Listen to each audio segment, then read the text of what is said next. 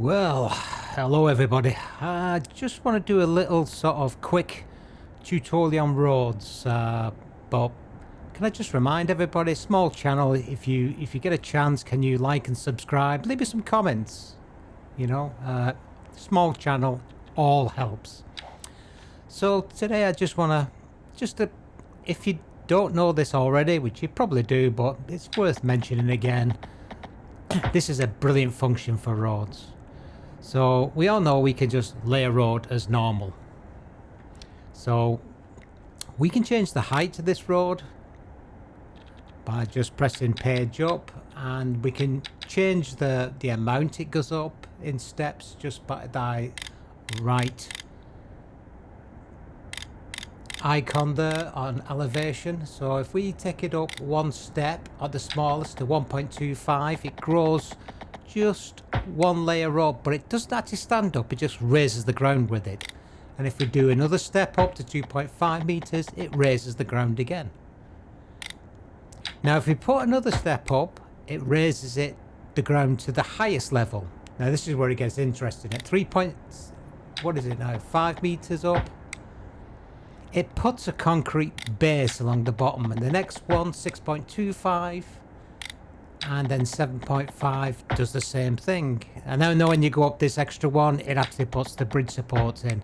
So this gives us a bit of a cool sort of feature where we get, the first three raises raise the ground with it, and the second three raises actually give us this cool concrete plinth beneath, which is going to lead to some interesting designs at the end of the day.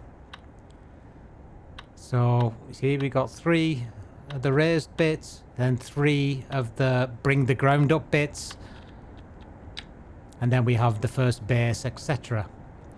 Now interestingly enough, we can do this on the roads, but also we can actually do the same thing with paths. So let me just remember where paths are. Yeah, it's in my terrain tool. So we know we can lay our tool here, so we can just lay a path. And again, the first thing is up, so you just click this a couple of times to get it on its lowest level. So if we take this up to its next level, which is 1.25 meters, again, it goes up that one step and just brings the ground with it. But if we take it up to the next one, which is 3.75 meters, we get the cool bridge. Actually, that's the highest level, so we can actually just bring that down. So anything over 3.7 is a bridge, and then take it down another 3 steps, and we get these. Well, actually, I think it's 2 in this case then. But yeah, pretty cool. I think we can do it with the paths as well. So, but there is a way to go bigger.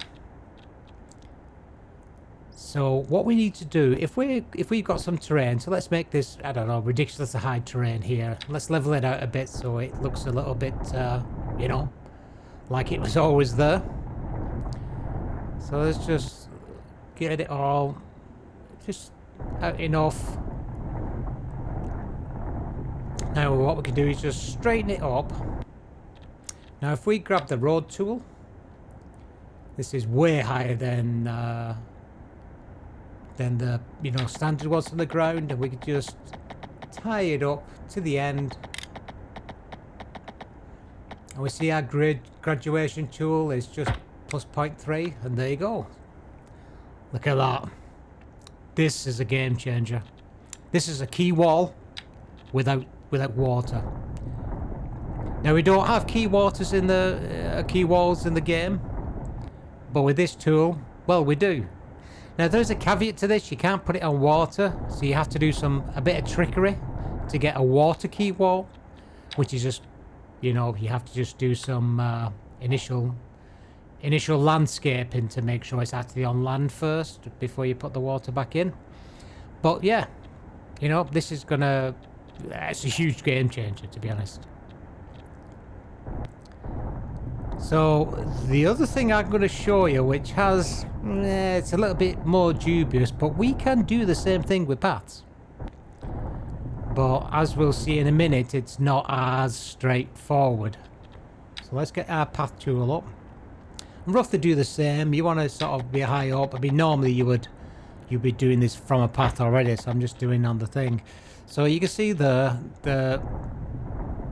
you know, take the ground away, but it leaves a huge gap. And this is because the path is so thin compared to the road.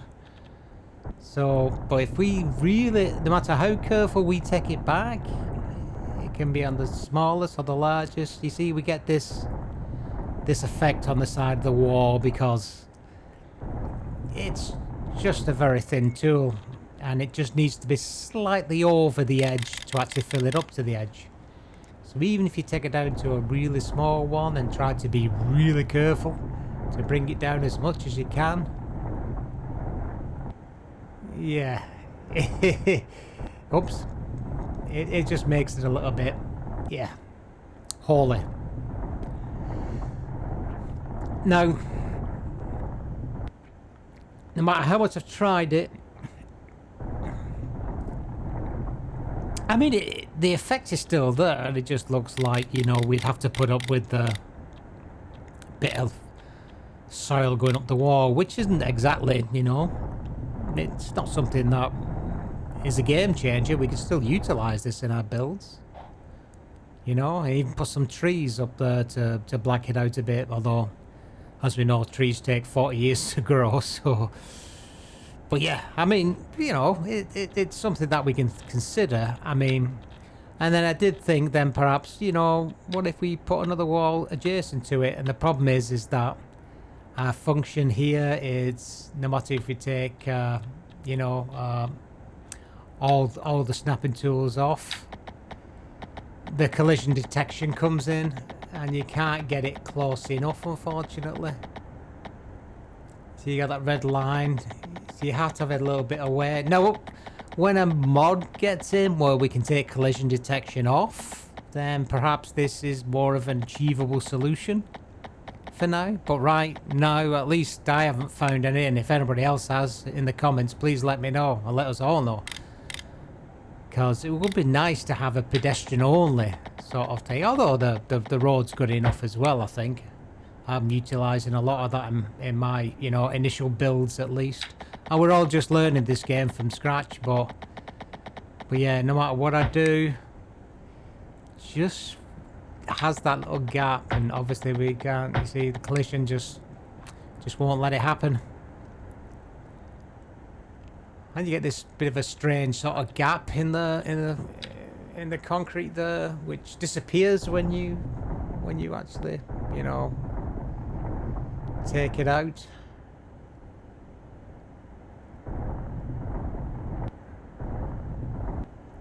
But yeah, the road is definitely easier, and you can keep your you know, your zoning on the road, but the path takes a little bit more of thought. But still, I mean, you know, it's great that we can do it. I mean, you know, it's a wall, it's brilliant. So yeah, that's pretty much it for this tutorial. Hope you liked it. Like I said, give me a like, give me a subscribe, throw some comments in there, and let me know how you think. You know, is this useful to you? You know, is this something that you already knew about, and you know some better tricks than me? Hey, let us all know. Anyway, thanks all. See you again soon.